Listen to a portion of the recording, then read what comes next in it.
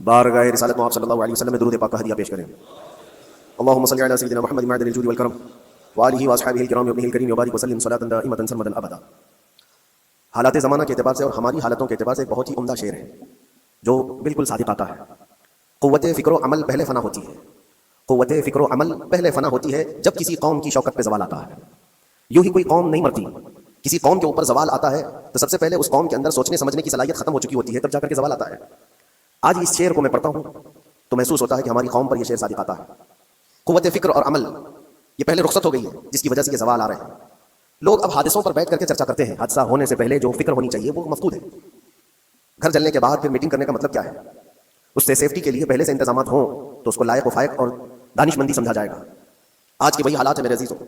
آپ کو پتہ ہے کچھ قومیں ایسی ہیں جو فیوچر پلاننگ کے لیے 100 سال کے بعد کا سوچتی ہیں، جبکہ یہ اسلام کا حصہ تھا۔ نبی کونین صلی اللہ علیہ وسلم نے 1400 سال بعد ہونے والی چیزوں کی پیشین گوئی فرمائی کہ نہیں فرمائی؟ اللہ کے نبی صلی اللہ علیہ وسلم نے 1000 سال بعد پیدا ہونے والی چیزوں کو پہلے سے بتایا تھا کہ نہیں؟ یہ ساری چیزیں نبی آخر الزمان صلی اللہ علیہ وسلم نے جو بتایا، مطلب یہی تھا کہ اس وقت کے لوگوں کو ضرورت تو نہیں تھی ان حالات کی، پھر بھی حضور ان کو بتا رہے تھے صحابہ کو۔ آج جو چیزیں پیدا ہونے والی ہیں وہ رسول پاک کو پتا تھا 1000 سال بعد ہونے والی چیزیں، لیکن اس وقت کے صحابہ کو یہ باتیں کیوں بتائی جا رہی تھی؟ ان کے حالات تو اس وقت کے نہیں تھے ویسے۔ اس کے باوجود نبی پاک صلی اللہ علیہ وسلم نے ان کو 1000 سال بعد ہونے والی چیزوں کی باتیں اس لیے بتائی کہ یہ دین اسلام فیوچر پلاننگ کے لیے کتنا ایکٹیو ہے یہ سمجھو آگے کے لیے۔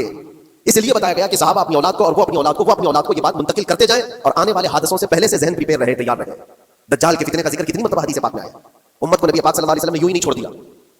دجال کا فتنہ آئے گا، یاجوج ماجوج کا فتنہ آئے گا، یہ ساری چیزیں بتائی گئی کہ ہر مسلمان تقریباً جانتا ہے آخر زمانے میں بہت بڑا فتنہ دجال کی صورت میں ظاہر ہوگا۔ تو یہ باتیں اتنے 100 سالوں سے چل رہی ہیں کہ ذہن تیار ہے اس فتنے کو کہ اگر ایسا فتنہ آیا تو ایمان پر ڈٹے رہنا ہے، جمے رہنا ہے۔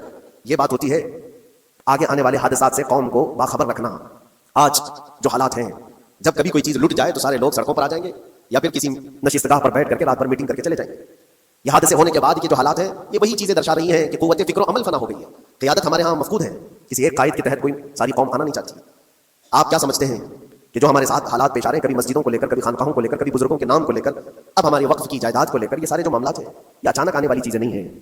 بھانپ لیا گیا ہے تمہاری پوری طبیعت کو، تمہارے مزاج کو، کہ فکر و عمل کی قوت ان کی ختم ہو چکی ہے۔ ان کو 2 چند چیزوں میں ہی راضی کیا جا سکتا ہے۔ دنیا یہ سمجھ رہی ہے جس کی وجہ سے کھلواڑ پر کھلواڑ ہوتے چلے جا رہے ہیں، اور ان کو یہ بھی پتہ ہے کہ یہ کچھ نہ کر سکیں گے۔ میرے عزیزوں، آپ نا امید اور مایوس نہ ہو کہ ہم سے کچھ نہیں ہوگا۔ اللہ کریم چاہے تو ایک بندے سے بھی پوری دھرتی پر زلزلہ لا سکتا ہے۔ اللہ کریم کی ذات پر یقین اور توکل رکھو۔ سرکار غریب نواز ہندوستان آئے تھے تو بہت بڑی فوج لے کر نہیں آئے تھے، اللہ کی ذات پر بھروسہ کر کے آئے تھے، اور 90 لاکھ لوگوں کے دلوں میں چراغ اسلام جلا دیا تھا۔ وہ یقین اور توکل کے ساتھ آئے تھے۔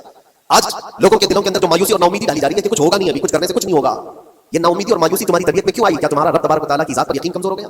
اگر یہ اس طرح کی بیماری آئی ہے تو پھر بدر پڑھ لینا۔ جب رسول پاک صلی اللہ علیہ وسلم کے ساتھ وہ صحابہ جا رہے تھے، ان کو اچھی طرح پتا تھا کہ سامنے آنے والی فوج کتنی طاقت لے کر آ رہی ہے۔ 1000 لوگ آ رہے ہیں، ہاتھی گھوڑے ان کے پاس، ہتھیار اور اسباب ان کے پاس ہے، کھانے پینے کی مزے کی ساری چیزیں لے کر کے آ رہے تھے مکہ والے، اور ادھر صحابہ ننگے پیر ہیں۔ 313 کے پاس 4 گھوڑے ہیں، پیدل چلے آ رہے ہیں، چھاؤں لینے کے لیے کوئی جگہ تک نہیں ہے ان کے پاس۔ ایک کھجور کسی کے پاس ہو تو 10 لوگ اس پر اتفاق کر لیں، فاقے پر فاقہ کرنے والے وہ صحابہ۔ لیکن انہوں نے یہ نہیں کہا کہ اللہ کے نبی صلی اللہ علیہ وسلم سے کہ ہمارے پاس اسباب کی کمی ہے، ہتھیار کی کمی ہے، کچھ نہیں، ہمارے پاس سواری نہیں ہے۔ بغیر سواری کے 180 کلومیٹر مدینے سے چل کر کے وہ بدر پہنچے تھے، بدر تک پہنچے تھے، اور اس وقت اپنی ساری محنتیں، اپنی ساری قوتیں انہوں نے زمین پر لا کر رکھ دی۔ پھر بدر کے میدان میں جب پہنچے تب اللہ کریم کی بارگاہ میں دعا کیا تھا میرے مصطفیٰ نے، اے اللہ اگر اس نہتی قوم کو تو نے فتح نہیں دی تو پھر قیامت تک اس روئے زمین پر سجدہ کرنے والا کوئی نہیں ہوگا۔ یہ محبوبانہ انداز تھا میرے مصطفیٰ کا۔ وہ دعا مدینے میں بیٹھ کر کے بھی تو کر سکتے تھے۔ 180 کلومیٹر دور اتنی مصیبت میں دھوپ میں چل کر کے جانے کی کیا بات تھی؟ ننگے پیر صحابہ گئے ہیں، فاقے پر فاقہ کیے ہوئے، وہ مدینے میں بیٹھ کر دعا کرتے تو کیا رحمت للعالمین کی دعا قبول نہیں ہوتی؟ لیکن مصطفیٰ کریم صلی اللہ علیہ وسلم نے یہ مزاج دیا ہے، پہلے فکر و عمل میدان میں لاؤ پھر دعا کرو، اللہ کی مدد آتی ہے۔ یہاں ہم بیٹھ کر کے یہیں سے دعا کرتے ہیں، کچھ کرنا نہیں ہے، بدلنا نہیں ہے، اور فکر و عمل کو لانا نہیں ہے، تو پھر صرف یہاں بیٹھ کر کے دعا کرنا۔ یہ تو میرے عزیزوں عورتوں کو ذمہ داری دی گئی ہے کہ تم میدان عمل میں آ نہیں سکتی، تم اپنے گھروں سے دعا کرو اپنے بھائیوں کے لیے، لیکن یہ کام تو اب سارے مردوں نے بھی لے لیا ہے۔ بہرحال قوت فکر و عمل پہلے فنا ہو جاتی ہے جب کسی قوم کی شوکت پہ زوال آتا ہے۔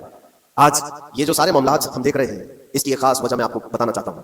آج سے تقریباً 8-9 سال پہلے میرا ایک بیان بھی ریکارڈ موجود ہے، کافی دنوں تک وہ چلتا رہا۔ میری اپنی بات نہیں تھی، سراج الامہ امام غزالی رحمۃ اللہ تعالیٰ علیہ انہوں نے لکھا تھا کہ امت پر اگر ایک ایسا وقت آ جائے جب ان کے سامنے ان کے نبی کو گالیاں دی جا رہی ہیں اور امت کچھ نہ کرے تو پھر وہ انتظار کرے کہ عنقریب وہ وقت بھی ان کے اوپر آنے والا ہے جب ان کی ماؤں بیٹیوں اور سب عزتوں کو بازار میں نیلام کیا جائے گا اور یہ کچھ نہیں کر سکیں گے۔ وہ دن آ جائیں گے۔ بیسک وجہ وہاں سے شروع ہوئی کہ لوگ اپنے عیش عشرت میں کچھ کمی نہ کر سکے، بارگاہ مصطفیٰ صلی اللہ علیہ وسلم کی گستاخیاں کھلے عام ہوتی رہیں، اور اس پر ہم لوگ جس طرح کے حالات دیکھتے رہے۔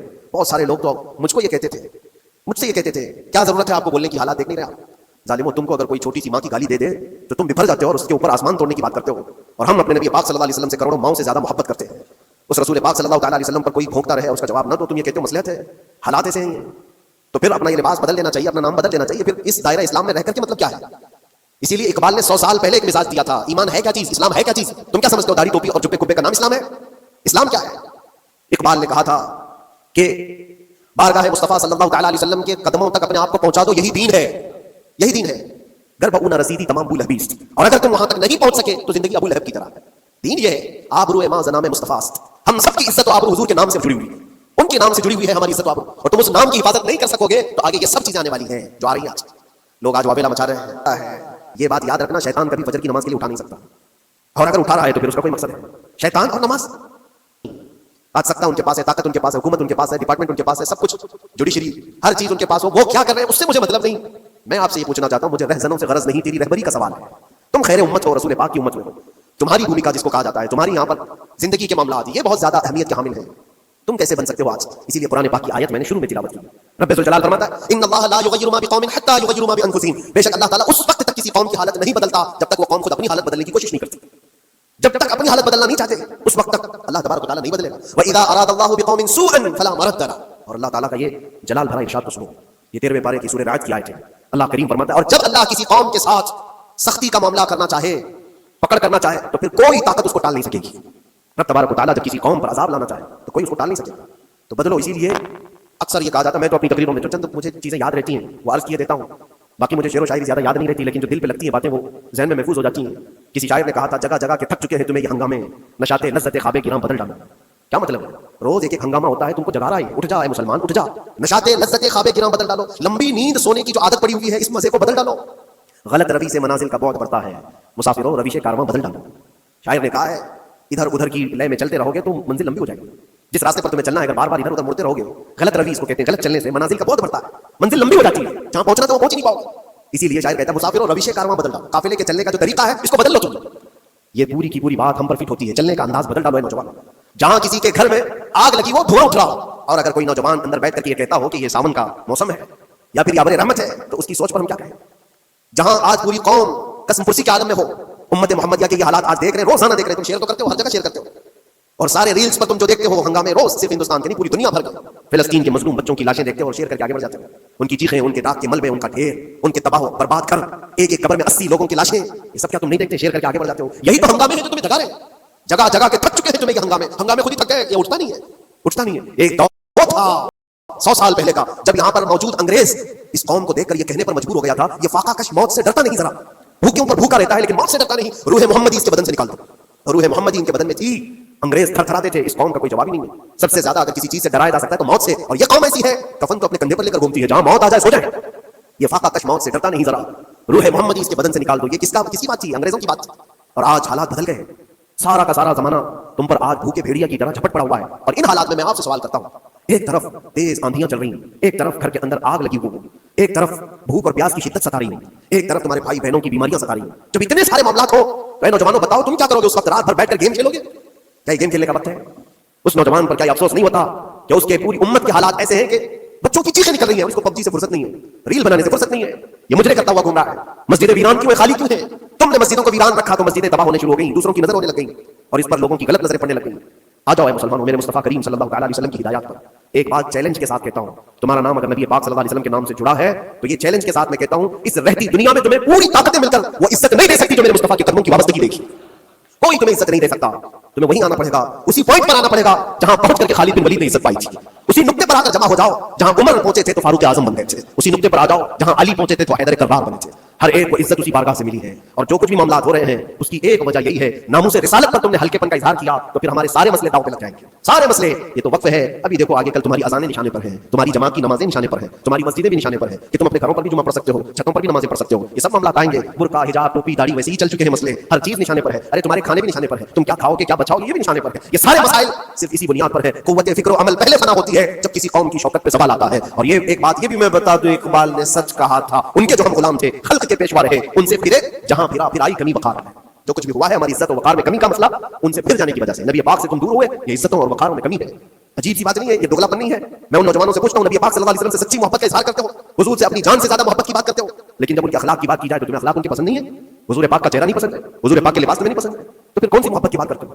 اللہ کے رسول صلی اللہ تعالیٰ علیہ وسلم سے تم بے انتہا محبت کی بات کرتے ہو. پھر وہ محبت کا تقاضا یہ ہے کہ تمہاری ظاہری زندگی میں بھی تو نظر آئے کچھ. محبت کا تقاضا یہ ہے. تم شرما جاتے ہو دنیا کیا کہے گی مجھے, دنیا کیا کہے گی, دقیانوسی کہے گی, فنڈامنٹل کہے گی, پرانے زمانے کا کہے گی, میں چہرے پر داڑھی رکھ لوں تو لوگ مجھے پتہ نہیں کیا کیا کوسیں گے. تم نے دنیا کے لیے اپنے آپ کو بدل لیا, یہ نہیں سوچا کہ یہ وہی دنیا ہے جو 4 دن کے بعد میری دوستی کو لات مارے گی اور 4 دن کے بعد مجھے قبر میں رکھ کر کے منو مٹی پر دبا دے گی, اور مجھے جانا تو ہے پھر قبر میں منہ دکھانا ہے تو اسی مصطفیٰ کو دکھانا. جہاں یہ نہیں پہنچ سکتے وہاں رسول پاک ہوں گے. محشر کے میدان میں جہاں کوئی سہارا نہیں ہوگا اس وقت رسول پاک تمہارا ہاتھ پکڑ رہے ہوں گے, اور تم نے ان کا خیال نہیں کیا.